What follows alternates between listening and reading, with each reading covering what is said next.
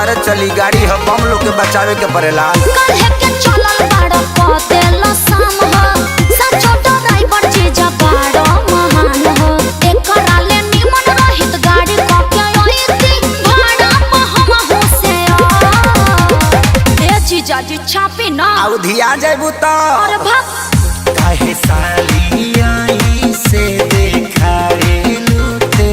अरे हटी होने बहुत लगा दी हनुमान के यार कूदे लगी गाड़ी होके पाई ना यार। बहुत लगा दी हनुमान के यार। अरे ये कौन बियर बा और फुलावा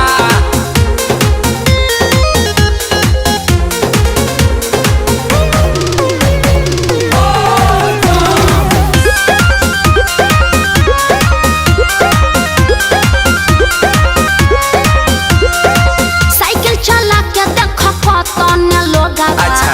निकलल जाता रे आगे हो तहर तो गाड़ी चले कछुआ के जैसा देही में हवा न जंगला लागे खोल नहीं हमरा के दातू परे सरसाली न तो दे हम फूल असलेटर साली। जोश में न होश खो के कान से न बनी जीजू नहीं तो ले लिए सफा पेर देले बड़ी हाँ तो हुलका रहे कहे काहे साली आई से देखा रे लूटेवा। बहुत लगा दी हनुमान के यार कूदे लगी गाड़ी होके पाई ना यार। बहुत लगा दी हनुमान के यार। बोल बम जैसी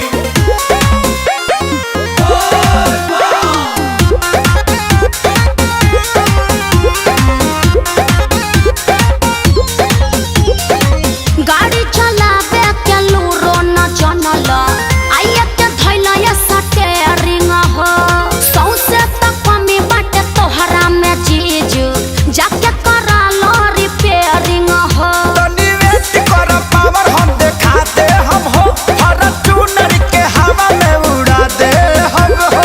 अखिलेश के सारे जल्दी लड़ जाई गाड़ी तहरा बैठे पड़े व्हील चेयर जीजू डर लग रहा है त तहरे ने बेचैनी रहला काहे साली आई से देखा रे लूटेवा।